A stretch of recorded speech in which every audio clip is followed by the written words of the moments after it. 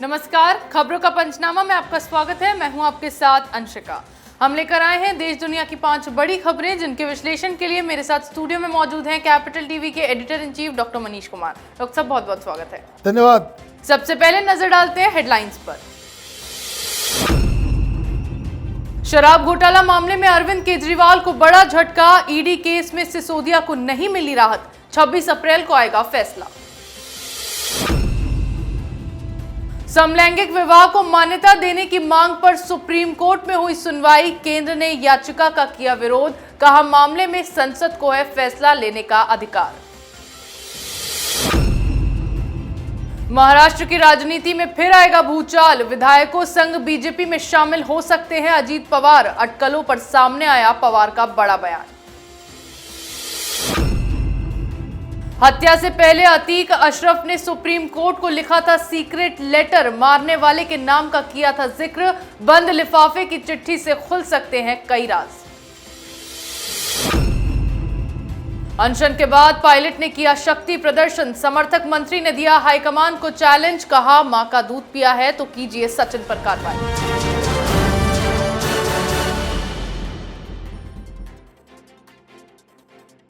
आज की पहली खबर में बात करेंगे शराब घोटाला मामले में फंसे मनीष सिसोदिया की। आम आदमी पार्टी के नेता मनीष सिसोदिया की मुश्किलें कम होने का नाम नहीं ले रही हैं। शराब घोटाला मामले में जेल की हवा खा रहे सिसोदिया लगातार बाहर आने के लिए हाथ पैर मार रहे हैं, लेकिन उनकी सभी कोशिशें फेल हो रही हैं। आज फिर राउज एवेन्यू कोर्ट में आबकारी नीति घोटाले से जुड़े ईडी के मामले में सिसोदिया की जमानत याचिका पर सुनवाई हुई, लेकिन इस बार भी आप नेता को राहत नहीं मिली। दोनों पक्षों की दलीलें सुनने के बाद कोर्ट ने फैसला सुरक्षित रख लिया है। अब 26 अप्रैल को अपना फैसला कोर्ट सुनाएगा। इससे पहले ईडी मामले में अदालत ने उनकी सिसोदिया की कस्टडी को 29 अप्रैल तक बढ़ा दिया था। डॉक्टर साहब, फिर एक बार अरविंद केजरीवाल समेत मनीष सिसोदिया सबको बड़ा झटका लगा है कोर्ट से। देखिए, ये एक ओपन एंड शट केस है। कितनी भी झूठ अरविंद केजरीवाल बोलता रहे, उससे कोई फर्क नहीं पड़ता। ये कार्टेलाइजेशन हुआ है। आपने साउथ से लोगों को बुला करके दिल्ली के शराब व्यापार में उनको स्थापित किया। आपने किया है। पैसे लेकर उसमें आपने कानून में बदलाव किया है। आप झूठ पे झूठ बोलते जाएं तो असेंबली में तो झूठ चल जाएगा। टेलीविजन चैनल में जाकर आप ये कह सकते हैं कि हम बिल्कुल निर्दोष हैं, हम कट्टर ईमानदार हैं। एंकर सवाल नहीं पूछेगा। कोर्ट के अंदर तो भाषणबाजी नहीं चलती, वहां तो आपको साक्ष्य सबूत देना पड़ता है। और आज इंतहा हो गई। सिसोदिया के वकील ने जज साहब को ही समझाना शुरू कर दिया था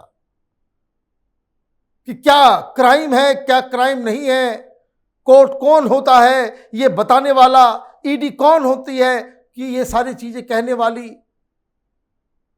तो सारी दुनिया को आप ज्ञान दो। पढ़ी लिखी पार्टी है ना, है? पढ़ा लिखा नेता है, इसलिए तिहाड़ में ये लोग बंद हैं। जिस जज ने सीबीआई केस में सिसोदिया की जमानत को रद्द किया था, उनके प्ली को, उनकी याचिका को खत खारिज किया था, वही जज नागपाल भी ईडी के केस को भी सुन रहे हैं।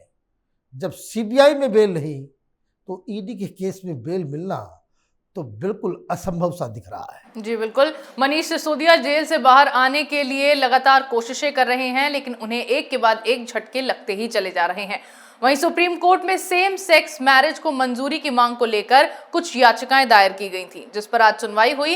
इन याचिकाओं में समलैंगिक कपल के स्पेशल मैरिज एक्ट के तहत शादी को मान्यता दिए जाने की मांग की गई थी, जिस पर केंद्र सरकार ने इन याचिकाओं का विरोध करते हुए एक अलग याचिका दायर की। इस दौरान केंद्र ने अपनी दलीलें पेश करते हुए समलैंगिक विवाह को शहरी एलिट विचार बताया और कहा कि इस पर कानून बनाने का अधिकार संसद को है। डॉक्टर साहब, क्या समलैंगिक विवाह को कानूनी राह मिलेगी? देखिए, जो काम जिसका है वही करे तो बेहतर है।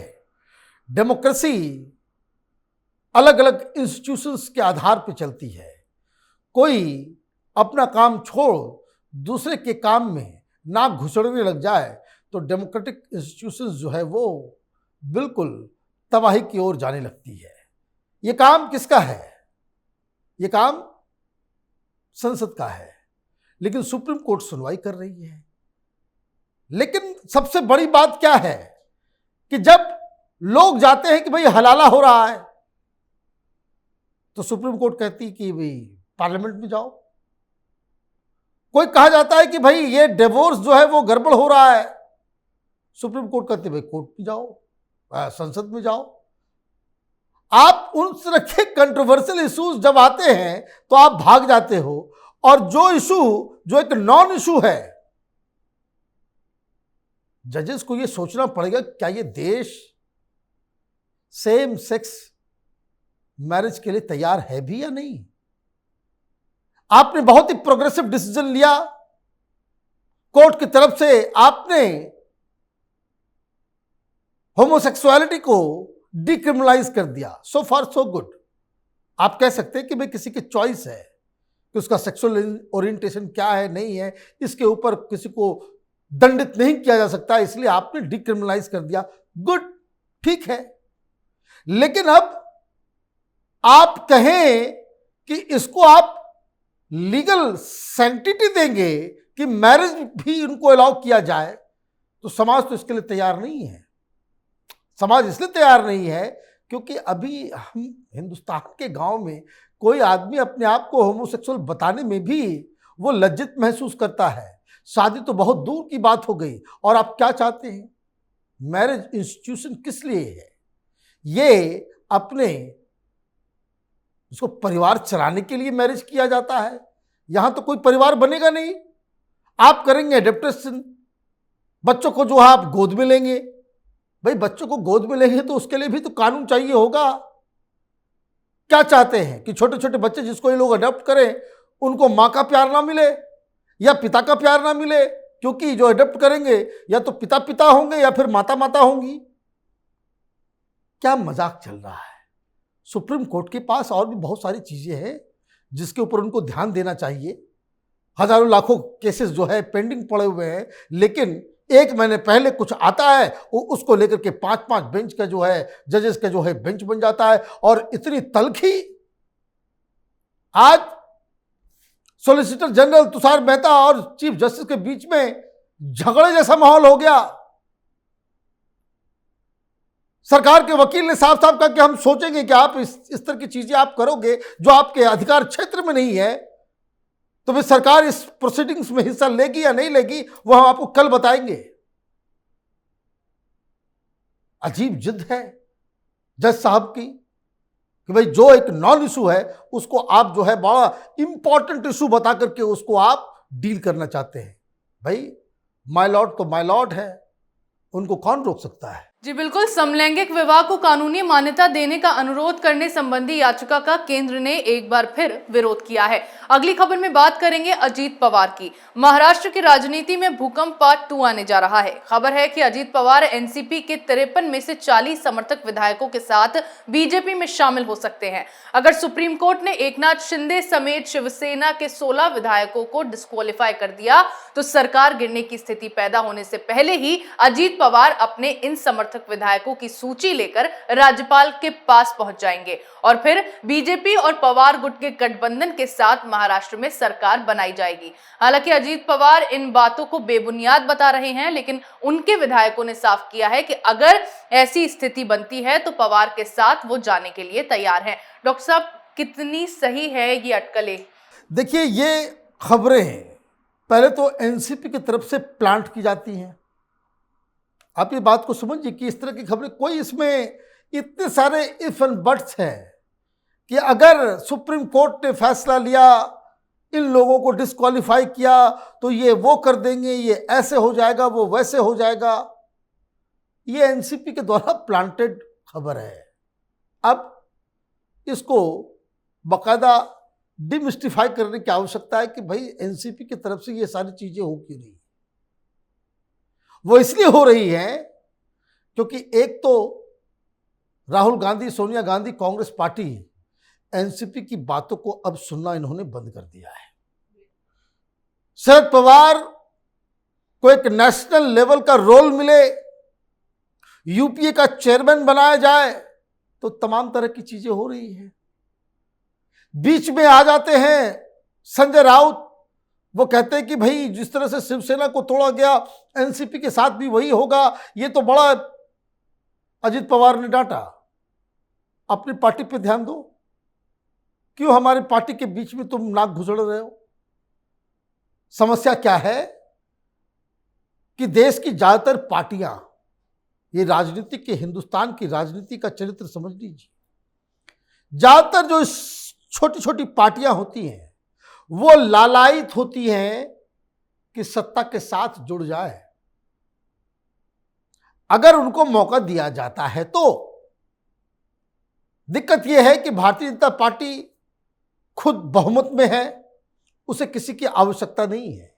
और अगर भारतीय जनता पार्टी के पास 303 के बजाय 203 हुआ होता सीट, आपको मैं बता दूं कि इस एनडीए मोदी सरकार के साथ दर्जनों पार्टी साथ में होती। दिक्कत क्या है कि महाराष्ट्र की राजनीति में इतना परमुटेशन कॉम्बिनेशन है और सब अपने अपने सेल्फ इंटरेस्ट में एक दूसरे के पीछे पड़े हुए हैं कि ये खबर जब आती है तो उसको कह सकते हैं कि स्पेकुलेशन, कयासों का बाजार जो है वो गर्म हो जाता है। अजित पवार कह रहे हैं कि हम नहीं जाने वाले, तो ये खबर आई कहां से और क्यों आई? मतलब साफ है, ये एनसीपी शरद पवार के दिमाग की उपज है कि आप यहां पे डिस्टर्ब करोगे, कांग्रेस पार्टी घुटने पे आ जाएगी। एक और खबर आई है इसमें, और क्यों इतनी सारी चीजें हो रही है एक साथ। उद्धव ठाकरे राहुल गांधी से मुलाकात करना चाह रहे हैं। खबर भिजवाया गया कि उद्धव और राहुल गांधी मुलाकात करेंगे। उद्धव ठाकरे भी तो 7वें आसमान पर रहते हैं कि वो मातोश्री आएंगे राहुल गांधी ने भी मना कर दिया कि जिसको मिलना है वो हमारे पास आए। वो जमाना खत्म हो गया उद्धव ठाकरे का कि आप अमित शाह को आदेश दे देते कि भाई अमित शाह से मुलाकात करनी है तो आप मातोश्री आइए। अब कोई नहीं मातोश्री जाने वाला। उल्टा ये बताया गया कि सोनिया गांधी ने मैसेज किया है कि अगर राहुल गांधी से मुलाकात करनी है तो आप खुद चल के पहले 10 जनपद आइए, सर झुकाइए, तब जाकर के आपको राहुल गांधी से मिलने का मौका दिया जाएगा। तो अंदर आग लगी हुई है महाराष्ट्र की राजनीति में। कौन किसका साथ छोड़ेगा ये किसी को मालूम नहीं है। और सब भारतीय जनता पार्टी और एकनाथ शिंदे को छोड़ के सबकी नैया डामाडोल स्थिति में है, इसलिए इस तरह की खबरें आ रही है। जी बिल्कुल। अजीत पवार के बीजेपी ज्वाइन करने की इन अटकलों ने महाराष्ट्र की राजनीति में खलबली मचा दी है। आगे बात करते हैं अतीक की सुप्रीम कोर्ट को लिखी चिट्ठी की। माफिया अतीक अहमद और उसके भाई अशरफ की हत्या के बाद दोनों भाइयों की ओर से लिखी गई चिट्ठियां चर्चा में बनी हुई हैं। अशरफ अहमद ने उत्तर प्रदेश के मुख्यमंत्री योगी आदित्यनाथ को एक चिट्ठी लिखी थी जिसमें लिखा गया था कि जेल से निकलते ही उसकी हत्या कर दी जाएगी। वहीं अतीक ने भी मारे जाने से करीब 2 हफ्ते पहले सुप्रीम कोर्ट को पत्र लिखा था जिसका बंद लिफाफा सामने आया है। साथ ही अतीक अशरफ की हत्या की जांच एक्सपर्ट कमेटी से कराए जाने की भी मांग की गई है। वहीं हाई प्रोफाइल डबल मर्डर के बाद पहला बयान जारी करते हुए योगी आदित्यनाथ ने साफ संकेत दिए हैं कि अब कोई माफिया किसी को धमका नहीं सकता है। डॉक्टर साहब, क्या कुछ है इस चिट्ठी में जो अब सुप्रीम कोर्ट के नाम अतीक और अशरफ की बाहर आई है? देखिए, ये चिट्ठी के बारे में बहुत पहले से बताया जा रहा था, लेकिन इस चिट्ठी पे मैं बाद में आऊंगा। लेकिन आज योगी आदित्यनाथ पहली बार अतीक की मौत के बाद एक सार्वजनिक मंच पे थे और उन्होंने फिर से वही बात दोहरा दी। ऐसी बातें जिससे विपक्ष को लग जाती है मिर्ची।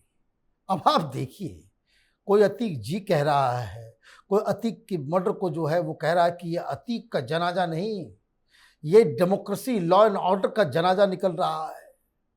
ये वोट पाने वाले मुस्लिम वोटों के लालची ये लोग एक क्रिमिनल को इस तरह से महिमा मंडन कर रहे हैं कि जैसे ये कोई गुंडा नहीं बल्कि कोई समाज सेवी हो। इसके कारनामों से पूरा प्रयागराज ही नहीं, पूरा यूपी थर थर कांपता था। किसी की जमीन, किसी की भी आबरू, किसी के भी धन, किसी के भी घर को ये सरेआम लूट लिया करता था। और इस तरह के अपराधी का जो अंत हुआ है कि जिसे पूरी दुनिया ने देखा, उसका वीडियो जिस तरीके से घर घर पूरे देश में लोगों ने देखा है, तो ये कानून की दृष्टि से गलत तो है, लेकिन समाज की दृष्टि से ये सही है। ऐसा ही अंत होना चाहिए इस तरह के गुंडे का, इस तरह के लोगों का जो जीवन भर दूसरे को कष्ट देता रहा, गुंडागर्दी करता रहा। उसका अंत ऐसा ही होना चाहिए कि ताकि पूरी दुनिया देखे कि किस तरह से गोली लगने के बाद उसका शरीर छटपटा रहा था। और इसलिए तारीफ करनी होगी मुख्यमंत्री की।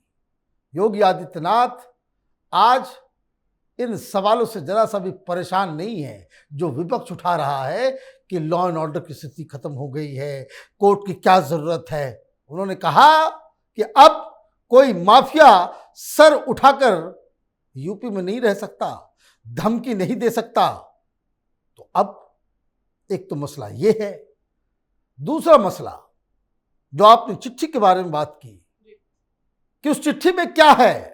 लोग कह रहे हैं कि उसमें बताया है कि भाई कौन उसकी हत्या कर सकता है। भाई उसकी हत्या से किसको फायदा हो सकता है? दो ही तरह के लोग होंगे।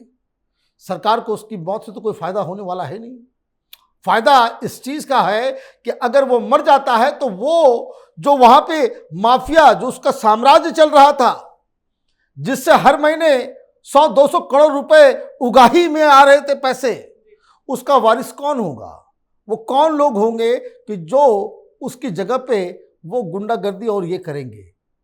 बताया जा रहा है एक पार्टी का कोई लीडर है जिसने ये सब कुछ ऑपरेशन किया है, लेकिन उसका नाम चिट्ठी में लिखा हुआ है या नहीं, ये तो खुलासा तब होगा जब ये चिट्ठी सार्वजनिक की जाएगी। जी बिल्कुल। सुप्रीम कोर्ट के नाम लिखी गई अतीक अशरफ की चिट्ठी लगातार चर्चा में बनी हुई है, जिसके खुलने से कई राहतबार आने की आशंका जताई जा रही है।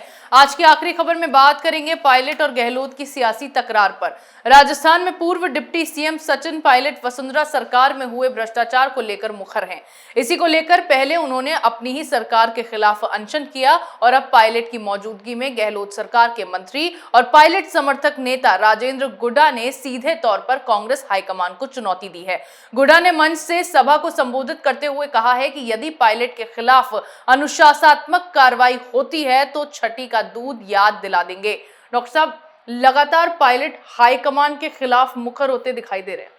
खिलाफ नहीं है, उनको चैलेंज कर रहे हैं, चुनौती दे रहे हैं कि अब एक्शन लेकर के दिखाओ।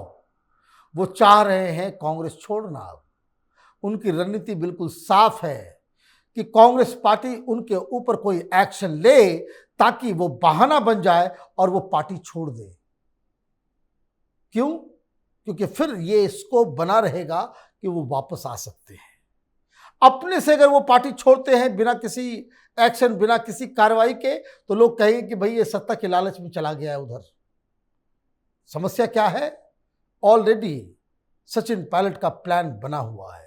एक सप्ताह के अंदर उनके पास जो दो ऑप्शन हैं उनमें से एक को वो चुनेंगे।